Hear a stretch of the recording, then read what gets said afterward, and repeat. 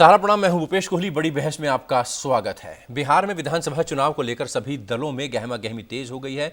अब गठबंधनों में शामिल दलों और उनके सीट बंटवारे पर पेच फंसता दिखाई दे रहा है। एनडीए में शामिल लोक जनशक्ति पार्टी सीट शेयरिंग को लेकर नाराज है। भारतीय जनता पार्टी चिराग पासवान को मनाने में जुटी हुई है। वहीं महागठबंधन में सीटों को लेकर आरजेडी और कांग्रेस में आपस में ठन गई दिखती है। महागठबंधन से अलग होकर पूर्व केंद्रीय मंत्री उपेंद्र कुशवाहा की पार्टी आरएलएसपी ने बीएसपी के साथ मिलकर चुनाव लड़ने का मन बना लिया है। वहीं पप्पू यादव और चंद्रशेखर ने मिलकर एक और नया मोर्चा खोल दिया।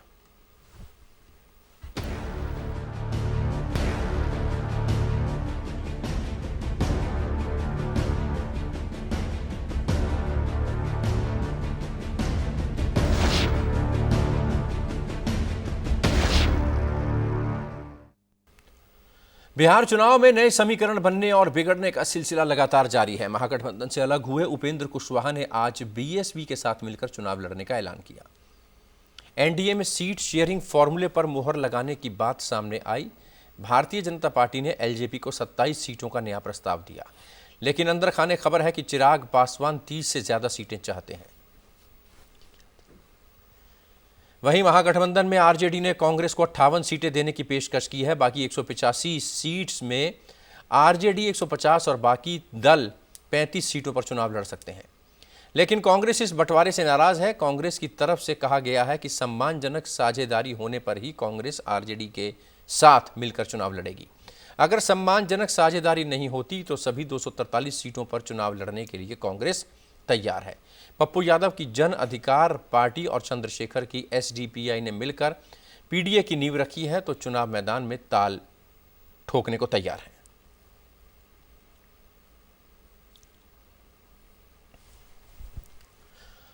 बिहार में चुनाव में मचे घमासान पर चर्चा करने के लिए हमारे साथ मौजूद हैं अशोक ठाकुर, भारतीय जनता पार्टी के नेता, आनंद माधव कांग्रेस के प्रवक्ता हैं, अफजल अब्बास हमारे साथ जुड़ेंगे, जेडीयू नेता मयंक सिन्हा हमारे साथ जुड़ेंगे।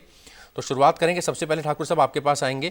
एनडीए में और महागठबंधन में कुछ ठीक नहीं चल रहा। दोनों जो अपने घटक दल हैं उनको मनाने में, सीट शेयरिंग के फॉर्मूले में कोई एक फैसला करने में अभी दूर दिखाई दे रहे हैं। कैसे संभालेंगे सिचुएशन को? ये जहां तक एनडीए गठबंधन की बात है वो इंटैक्ट है और लगातार पिछले 15 वर्षों से अच्छे से काम कर रहा है। बहुत जो डिफरेंसेस हैं उनको दूर कर दिया जाएगा और हम मिलकर चुनाव लड़ रहे हैं और चुनाव जीत रहे हैं। लोक जनशक्ति पार्टी को कैसे साधेंगे? चिराग पासवान की पार्टी कह रही है अगर उनको उप मुख्यमंत्री, डेप्यूटी सीएम का पद देते हैं तो वो सीट शेयरिंग में कुछ नुकसान झेलने को तैयार हैं। इस तरीके की अगर मांग आएगी तो कैसे चलेगा काम सर? देखिए, सभी पार्टियों को अपनी हिस्सेदारी बांटने का पूरा अधिकार है, दावा करने का भी अधिकार है, लेकिन अंतिम फैसला जो मिल बैठकर होता है और के साथ होता है मिलकर, और जो उस गठबंधन की जीत के लिए जो अच्छा हो उस पर काम करके आगे। तो मुझे पूरा विश्वास है कि चिराग पासवान हो या बीजेपी हो या जेडीयू हो, सभी ये चाहते हैं कि वहां पर पूर्ण बहुमत की सरकार बने। जो हमने लक्ष्य रखा है 200 सीटों का, उसको प्राप्त करने के लिए काम करें। तो निश्चित तौर पर उस लक्ष्य की प्राप्ति के लिए सब साथ आएंगे और काम करेंगे। चलिए, आऊंगा ठाकुर साहब आपके पास। आनंद महादेव भी हमारे साथ मौजूद है।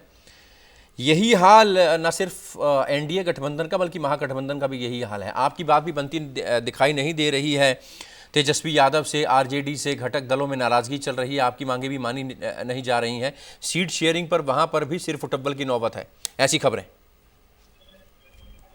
जी, ऐसी कोई बात नहीं है। अभी आपने चर्चा किया कि आरजेडी ने 58 सीट कांग्रेस को ऑफर किया है, तो ये किसने किया ऑफर? क्या तेजस्वी जी ने किया? किसको किया ऑफर? कोई भी आदमी अगर कोई स्टेटमेंट आकर दे देता है तो आवश्यक नहीं है कि वही सत्य हो, और कहीं कोई मनमुटाव आपस में नहीं है। इससे एक बात तो स्पष्ट है ना कि हम लोगों के बीच में कम्युनिकेशन है और हम लोग अपनी बातें रख रहे हैं और उस पे हम लोग डिस्कस कर रहे हैं। तो अब बहुत ज्यादा समय नहीं है, 2-3 दिन में आपको पता चल जाएगा कि कांग्रेस कितनी सीटों पे लड़ रही है और आरजेडी कितनी सीटों पे लड़ रही है। बाकी हमारे लेफ्ट के साथी जो वो कितनी सीटों पे लड़ रहे हैं। महागठबंधन में दरार भी दिखाई दे रही है। उपेंद्र कुशवाहा छोड़कर चले गए आप लोगों का साथ। अब कुछ लोग व्यग्र हैं, उतावले हैं, तो उनको रोका नहीं जा सकता। जिनके बड़े नेता हैं, हमारे सीनियर लीडर हैं, तो उनकी अगर मर्जी है कहीं से अपना किसी और गठबंधन में लड़ने का, तो उनको कौन रोक सकता है। सब लोग अपनी मर्जी के मालिक हैं और राजनीतिक महत्वाकांक्षा सबके पास है।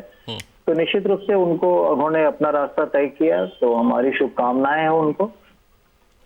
आनंद भाई, समझना ये भी चाहेंगे आपसे, आरएलएसपी और बहुजन समाज पार्टी का गठबंधन कितना डरा रहा है महागठबंधन को या एनडीए को, और इस गठबंधन से कितना नुकसान उठाना पड़ सकता है, उस नुकसान की भरपाई कैसे होगी? जिसका आधार होगा वही डरा सकता है, ये बात हम लोग सब लोगों को समझना चाहिए। बीएसपी का बिहार में क्या है ये किसी से छिपा हुआ नहीं है। आरएलएसपी जब महागठबंधन में उनको जो वो चाह रहे थे वो नहीं मिली, उनकी महत्वाकांक्षा थोड़ी अधिक थी, फिर आरजेडी से उन्होंने बात की और फिर उन्होंने अपनी बात रखी। तो निश्चित जब कोई स्थान कहीं नहीं मिला, सारे दरवाजे जब बंद हो गए, तो उन्होंने अपना रास्ता अपनाया। इससे कोई कहीं नुकसान होने नहीं जा रहा है। हम लोग, आप देखिए, एक जाता है तो और बड़ी ताकत है, और उसके वोट जो है हर असेंबली कॉन्स्टिट्यूएंसी में है, तो ये हमको ताकत दे रही है। तो हम लोग मिलकर आराम से लड़ेंगे, इसीलिए कहीं कोई परेशानी नहीं है। दूसरी बात ये भी है कि जनता ने मन बना लिया है, जो आधार सत्य है, जो जमीनी सत्य है, इसको भी अगर आप देखेंगे तो उन्होंने मन बना लिया है। तो हम लोग मिलकर अच्छे से लड़ेंगे, और आप देखेंगे 10 नवंबर को जो घोषणा होगी कौन कहाँ है। मैं बड़े बड़े दावे नहीं करता सर। लोग कह रहे हैं 200 225 सीट, कोई 243 भी करें, बल्कि झारखंड भी जोड़ लें, वो अलग बात है, लेकिन सच्चाई। चलिए, आऊंगा आनंद भाई आपके पास। अरविंद वाजपेयी हमारे साथ मौजूद हैं, लोक जनशक्ति पार्टी के नेता। एलजेपी क्या चाहती है, कितनी सीटें चाहती है, और अगर वो सीटें उसको नहीं मिलती हैं तो आगे की रणनीति क्या होगी? चिराग पासवान को वाकई डेप्यूटी सीएम बनाने के लिए जी तोड़ कोशिश भी चल रही है एलजेपी की तरफ से। अरविंद जी, समझना चाहेंगे एलजेपी का इक्वेशन इन बिहार चुनाव से पहले? पहले तो ये सत्ता गलत है कि किसी ने डिप्टी सीएम की बात की है। दूसरी बात ये सत्य है कि अभी तक एनडीए में सीटों के मामले में हमारी किसी से कोई बातचीत नहीं है, ये ऑन रिकॉर्ड लिखे। तीसरी बात यह है कि हमारा पार्टी वर्कर जो है, पार्टी कैडर जो है, वो पूरे जोर शोर से ये चाहता है कि चिराग पासवान जी, जिनको ऑथराइज किया गया है फैसला लेने के लिए, 143 सीटों पर चुनाव लड़े, और उसके लिए तरह तरह से लोग अपनी बात पहुंचा रहे हैं। लेकिन हमारा अभी तक जो स्टैंड है वो ये है कि हम एनडीए का हिस्सा हैं और एनडीए के साथ इंटैक्ट हैं। देखिए, होता क्या है, गठबंधन की लिमिटेशंस एंड बाउंड्रीज हैं, और ये लिमिटेशन एंड बाउंड्रीज दोनों पार्टियों पे लागू होती है, बड़ी पार्टी पे भी, छोटी पार्टी पे। और दोनों ही पार्टियां, चाहे बड़ी है चाहे छोटी है, विस्तार करना चाहती हैं। तो इसी पशोपेश में छोटी पार्टी चाहती है कि हमको ज्यादा सीटें मिलें, और बड़ी पार्टी चाहती है कि सीटें ज्यादा न दी जाए। तो ये चुनाव के दौरान में ये चलता रहता है। लेकिन ये तय है कि हम जो है, सीटों पे हमारा कंसंट्रेशन नहीं है। हमारा कंसंट्रेशन, हमारी पार्टी का, हमारे चिराग बाबू का कंसंट्रेशन ये था कि बिहार में चुनाव होने नहीं चाहिए, क्योंकि कोरोना है और बाढ़ है। हमने ये बात इलेक्शन कमीशन को भी लिख के दी कि भाई चुनाव न कराइए, लेकिन इलेक्शन कमीशन कॉन्स्टिट्यूशनल बॉडी है, उसने चुनाव का घोषणा कर दी, हम उसका स्वागत करते हैं। और दूसरी बात ये सही है कि चिराग बाबू का अभी तक ऑफिशियल 2 बार स्टेटमेंट आया है।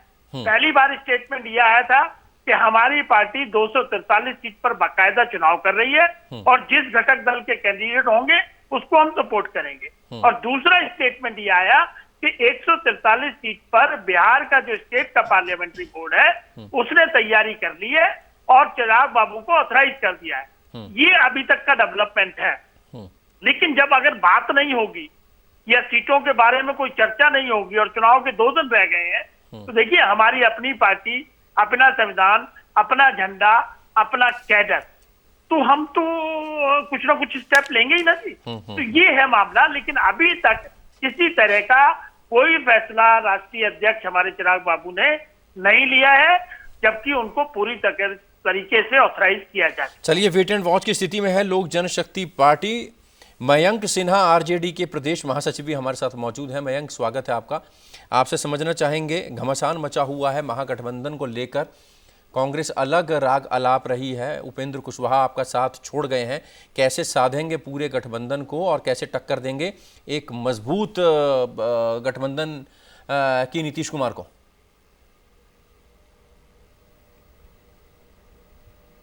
देखिए, हमारा जो गठबंधन है सीटों को लेके कोई मसला नहीं है, और जो हम कांग्रेस पार्टी को बताया गया है कि जल्द से जल्द वो घोषणा कर दें कि कितने सीटों पर चुनाव लड़ना है, और ये सीट का कोई एक बहुत बड़ा इशू नहीं है। इशू ये है कि जो जन विरोधी सरकार है नीतीश कुमार की, जो जनमानस विरोधी सरकार है उसको काट फेंकने का हमको काम करना है। जो किसान विरोधी सरकार है, बेरोजगारी का जो आलम है, उसको हम लोगों को, उस सरकार को काट फेंकने का काम करना है। ये सीटों का कोई एक मसला नहीं है, और हमारे जो राष्ट्रीय नेतृत्व है और कांग्रेस पार्टी से बातचीत कर रही है, और उसके बाद कांग्रेस जितनी सीटें आपको कहेंगी आप देने को तैयार हैं उसको? बहुत बड़ा एक मसला नहीं होता है, उसको सुलझा लिया जाएगा, उसको सब समेट लिया जाएगा। मयंक, कांग्रेस जितनी सीटें मांगेगी आप उतनी सीटें देने को तैयार हैं उनको? कुमार की सरकार को देखिए मेरी बात पहले ये बात है कि कांग्रेस जो भी सीटें मांगेगी और हमारा जो राष्ट्रीय नेतृत्व बैठने के बाद वो सब चीज तय हो जाएगा। सीट का कोई मसला ही नहीं है। मसला यह है कि जो नीतीश कुमार की जन विरोधी सरकार है, जो किसान विरोधी सरकार है, बेरोजगारी का जो आलम है, अरे सीट के चलते तो उपेंद्र कुशवाहा चले गए आपकी पार्टी से, आप उनको सीटें नहीं दे रहे थे, आप कह रहे हैं मनमाफिक सीटें दे देंगे, कांग्रेस से बैठ के बात हो जाएगी। उपेंद्र कुशवाहा भी तो सीटें मांग रहे थे ज्यादा, आपने मना कर दिया तो चले गए वो, कांग्रेस भी चली जाएगी, ये डर सता रहा है? नहीं, देखिए, जिसको जहां जाना है उसकी अपनी एक राजनीतिक महत्वाकांक्षा होती है। हमने उनको नहीं बोला कि आप जाइए, वो खुद गए हैं। हमने कभी नहीं बोला कि आप हमारा गठबंधन तोड़ के जाइए, महागठबंधन जो बना हुआ था उसको आप उससे बाहर आप जाइए। वो खुद फैसला लिए हैं, वो एक बड़े नेता हैं, और वो फैसला लेने के लिए अपने पार्टी के वो राष्ट्रीय अध्यक्ष हैं, तो वो फैसला लेने के लिए स्वतंत्र हैं। हमने उनको कभी नहीं बोला कि आप हमारे गठबंधन को छोड़ के जाइए। तेजस्वी यादव के नेतृत्व पर भी आपकी पार्टी के अंदर खाने कहीं ना कहीं बगावत हो रही है, इसका जवाब मैं आपसे लूंगा। आपको मैंने सवाल बता दिया, इसका जवाब तैयार रखिए, इसका जवाब मैं आपसे लूंगा। सीधा ठाकुर साहब के पास चलेंगे। अशोक जी, सीट बंटवारे को लेकर लगातार एलजेपी के साथ तलखी आपकी चल रही है। हालांकि एलजेपी और जेडीयू की तलखी ज्यादा है, भारतीय जनता पार्टी की थोड़ी तलखी कम है। छोटे भाई का रोल निभाने के लिए बीजेपी अभी भी तैयार है?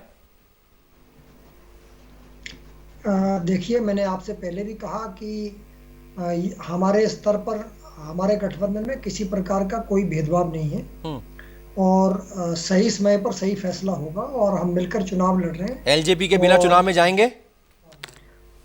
नहीं, बिल्कुल, एलजेपी हमारे साथ है, हमारे गठबंधन का हिस्सा है, और साथ में मिलकर चुनाव लड़ेंगे। वो कह रहे हैं 243 सीटों पर चुनाव लड़ने की तैयारी पूरी है, 143 सीटों पर लड़ेंगे, हर हालत में लड़ेंगे। अपनी सीटें अगर नहीं मानी जाएंगी, उनकी शर्तें, तो सारे विकल्प खुले हुए हैं चिराग पासवान के पास। नहीं, देखिए, 243 सीटों पर तो वो चुनाव लड़ेंगे ही, क्योंकि जब गठबंधन होता है तो साथ में मिलकर ही चुनाव लड़ा जाता है, तो इसमें तो कोई दो राय नहीं है, वो 243 पर ही लड़ेंगे। हम भी 243 पर लड़ेंगे, वो भी लड़ेंगे, जेडीयू भी 243 पर लड़ेगी, तभी तो जीतेंगे।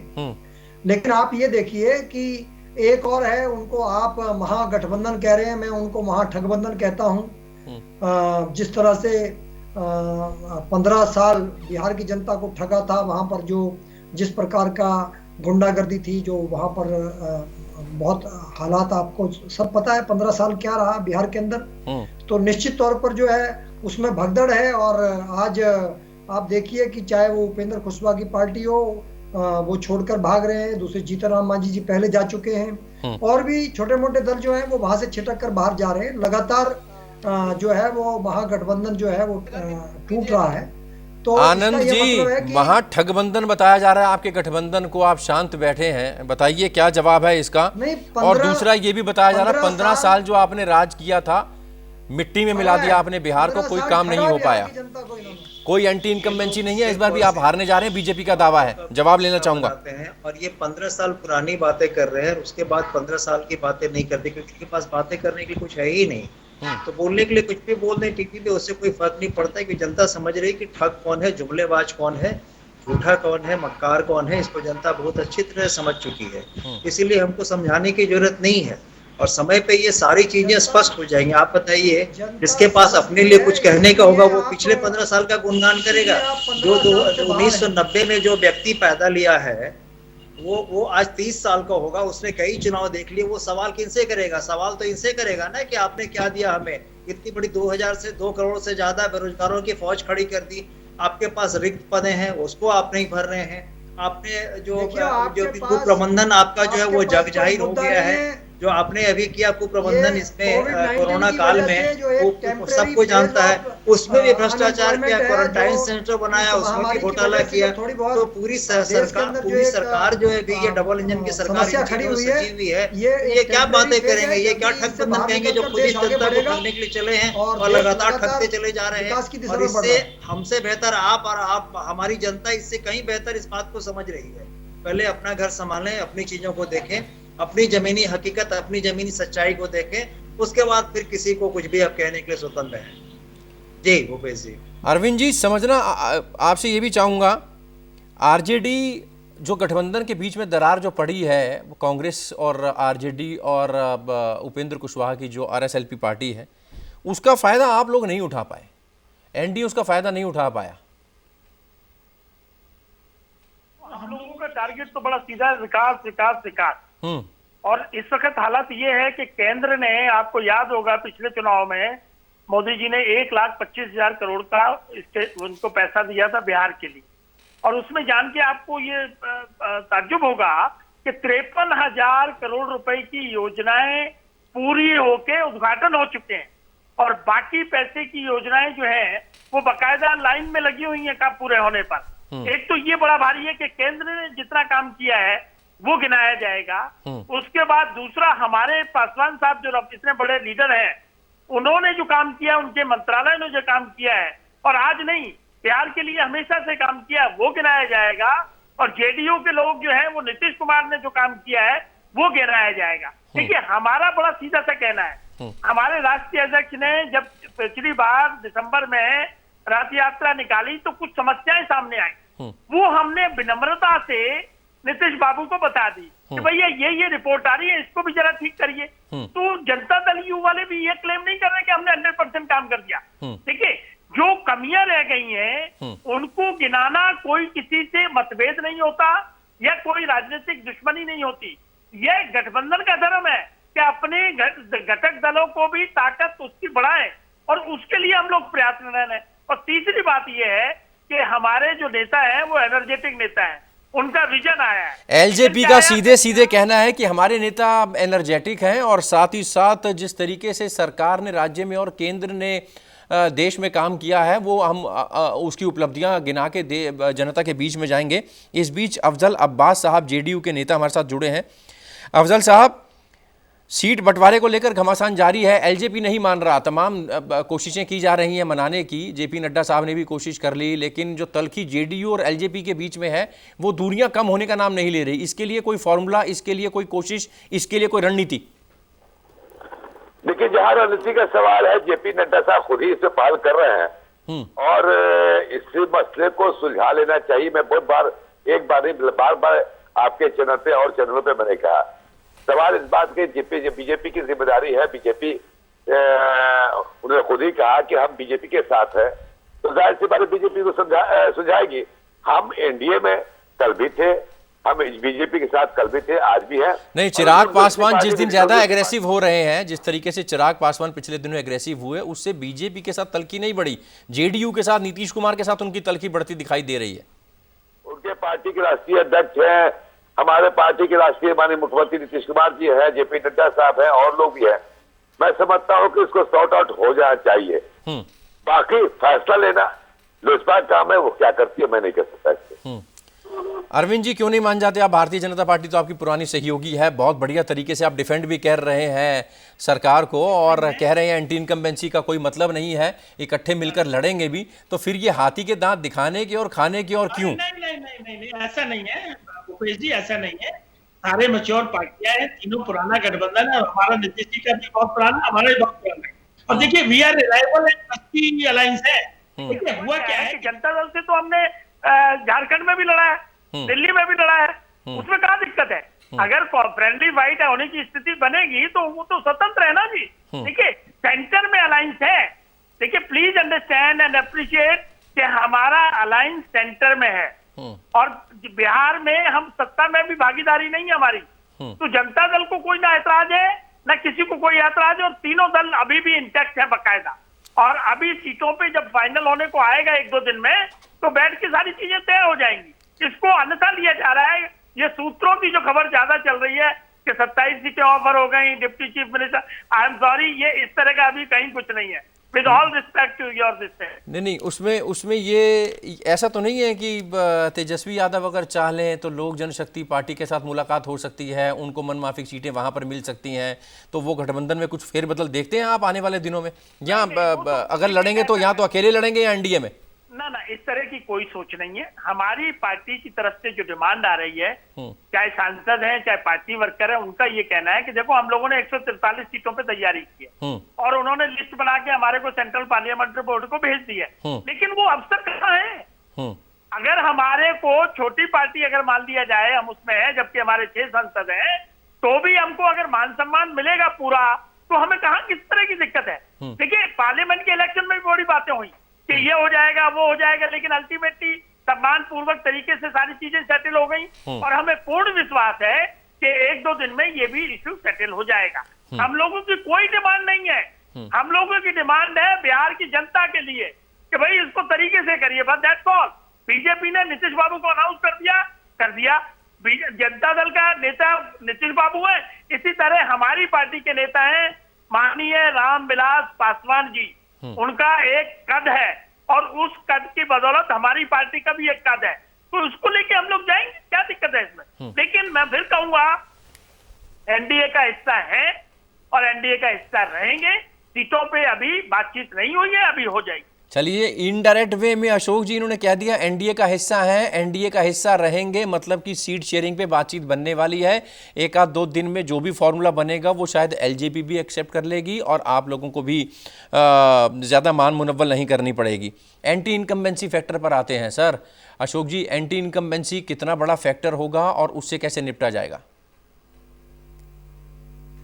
देखिए पिछले 5 वर्षों के अंदर जो केंद्र सरकार के काम है, और जैसे कि अभी बीजेपी के मित्र अरविंद जी ने कहा कि भारतीय जनता पार्टी के पिछले टाइम प्रधानमंत्री ने जो पैकेज डिक्लेयर किया था उसमें 53,000 करोड़ के जो काम है वो ऑलरेडी पूरे होकर उद्घाटन। कांग्रेस कह रही है सिर्फ कागजी काम है, फाइलों में काम है, प्रवासी मजदूर गया है, भूखे मर रहे हैं, कोरोना है, बाढ़ है, कोई काम नहीं किया, कोई आपके मंत्री सड़कों पर नहीं उतरे, कोई आपके नेता जो है वो लोगों के बीच नहीं गए। कांग्रेस का बड़ा आरोप है, इसका जवाब भी दीजिए। देखिए, कांग्रेस वाले जिस गाड़ी में बैठकर जिस रोड पर जा रहे हैं वो नीतीश कुमार सरकार ने और केंद्र सरकार ने मिलकर बनाए। आज से अगर 15 साल पहले बिहार में आप चले जाते तो किस तरह के रास्ते से किस तरह के रोड्स थे आप जाकर देख सकते हैं। और मैं अभी कुछ दिन पहले पटना गया था एक सहकारिता सम्मेलन में भाग लेने के लिए। उस दौरान मैंने नीतीश कुमार जी के साथ वहां पर हम उपस्थित थे और मैंने देखा कि कोऑपरेटिव सेक्टर की संस्थाओं ने कितना उत्साह के साथ बिहार में काम किया। कहने की बात कुछ और है, करने की बात कुछ और है। अरे आनंद जी, लेकिन आप तो जिस सड़क पे चल रहे हैं वो सड़क नीतीश कुमार ने बनाई है, वो सड़क केंद्र सरकार ने बनाई है। 5 साल में राम राज्य था, किसी तरह की कोई दिक्कत नहीं थी। मजदूरों किसानों के लिए जितना काम भारतीय जनता पार्टी ने पिछले 5 सालों में और जेडीयू और बीजेपी के गठबंधन ने, एलजेपी के गठबंधन ने किया है, आप सोच भी नहीं सकते। आप बताइए, ये दावा बीजेपी का है। मुझसे पूछ रहे हैं भूपेश भाई? जी जी जी जी जी। तो मैं ये बता रहा हूँ कि मैं एक तस्वीर दिखा रहा हूँ, अगर आप लोग देख सके तो। ये जो है आपकी ये तस्वीर है भागलपुर कहलगांव की सड़क की ये तस्वीर है। ये तस्वीर मात्र 10 दिन पहले की है। मैं गया था वहां पे, तो वहां पे ये पूरी बातें आई थी सामने में देखने को। अब बिहार के कई कोनों का यह दृश्य जहाँ सड़क आपको दिखाई नहीं देगा, अगर आप खोज लें तो मैं कुछ इनाम आपको उस पर दे सकता हूँ। दूसरी बात, ये आपने ये कहा कि जो स्थिति है यहाँ पे, इन्होंने 1,25,000 करोड़ रुपया जो है पहले 2015 में माननीय प्रधानमंत्री महोदय ने घोषित किया था बिहार के विशेष पैकेज, जो कि बिल्कुल सरासर झूठ है। बिहार का विशेष पैकेज था ही नहीं, क्योंकि इन्हीं के मुख्यमंत्री माननीय नीतीश कुमार जी ने विज्ञापन दिया अखबार में, जिसमें ये बताया इसमें से 1,08,000 करोड़ रुपए ये पहले के सब दिए हुए थे। 17,000 करोड़ रुपए मात्र इन्होंने जोड़ा है, वो भी ऐसा कुछ नहीं है जो कि नया है।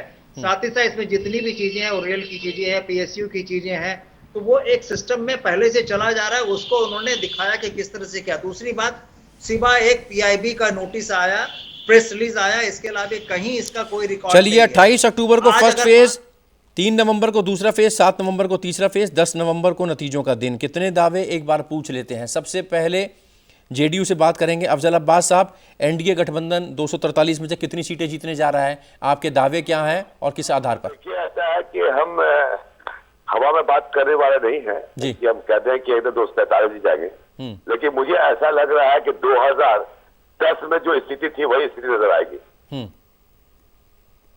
आसानी से जीत हासिल करेंगे, ये कहना है अरविंद वाजपेयी, एलजेपी नेता। सर बहुत संक्षेप में। भाई 3 दल हैं, तीनों दल अपनी पूरी ताकत लड़ाएगी और सबका इतिहास है और वो जनता ने देखा है। और दूसरी तरफ जो इतिहास है वो जनाब जेल में बंद है, अभी उनकी जमानत हुई नहीं है। और अगर कंपेयर करोगे तो हम 100 गुना इनसे बेटर हैं, इसलिए बिहार की जनता हमको दोबारा 200 से ऊपर ज्यादा सीटें देने जा रही है। कोई एंटी इनकम्बेंसी फैक्टर नहीं है। मयंक सिन्हा, आरजेडी प्रदेश महासचिव, क्या आपके दावे हैं? और मेरा आपसे सवाल ये भी था कि कुछ लोगों का ये भी कहना है कि अंदर खाने बगावत चल रही है, तेजस्वी यादव के नेतृत्व को आरजेडी के नेता मान नहीं रहे हैं और इसी के चलते कई विधायक पार्टी छोड़ गए हैं।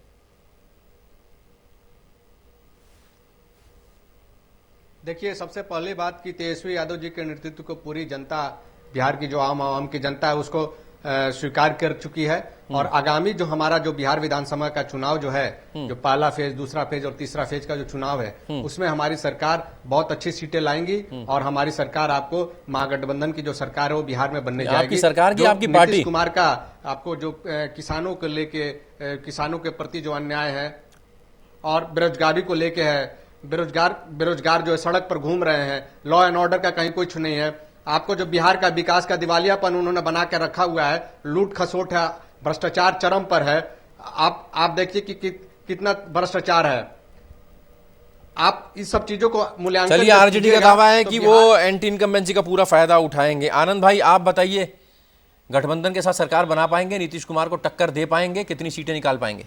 देखिए, अंतिम फैसला तो जनता के हाथ में है, लेकिन सच्चाई ये है कि जनता मन बना चुकी है और उसका नतीजा आपको 10 नवंबर को दिख जाएगा। बहुत बड़ी बात नहीं कहेंगे, लेकिन निश्चित रूप से मैं इतना जरूर कहूंगा कि हमारे महागठबंधन की सरकार बन रही है और फिर इस कुशासन के खिलाफ जनता खड़ी है, उसको हम लोग दूर करने का पूरा मिलकर प्रयास करें। चलिए, बहुत शुक्रिया हमसे बातचीत करने के लिए। अशोक ठाकुर साहब, आपका बहुत शुक्रिया। आनंद जी, आपका बहुत शुक्रिया।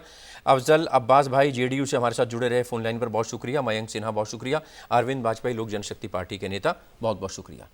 तो यहाँ पर तमाम दावे हो रहे हैं सीट शेयरिंग को लेकर। हालांकि अंदर खाने कई ऐसी चीज़ें चल रही हैं जिस पर कुछ दल मानने को तैयार नहीं हो रहे हैं। हालांकि ये दिखाने की कोशिश की जा रही है कि सब कुछ ठीक है, अगले 2-3 दिनों में सीट शेयरिंग को लेकर बातचीत हो जाएगी और गठबंधन अपने अपने दलों के साथ, अपने अपने घटक के साथ चुनाव लड़ेंगे और जीत हासिल करेंगे। आरजेडी का कहना है, कांग्रेस का कहना है कि एंटी इनकम्बेंसी बहुत ज़्यादा है, उसका फ़ायदा उठाया जाएगा, सरकार ने कोई काम नहीं किया है। लेकिन एनडीए का कहना है कि जितना सरकार ने काम किया है उतना कोई सोच भी नहीं सकता। केंद्र सरकार की बात करें, राज्य सरकार की बात करें, तो जनता देख रही है कौन काम कर रहा है और कौन लफबाजी करता है। फिलहाल बड़ी बहस में आज के लिए इतना ही। दीजिए इजाजत, ब्रेक के बाद खबरों का सिलसिला जारी रहेगा। आप चलते रहिए सहारा न्यूज़ नेटवर्क के साथ। इजाजत, सहारा।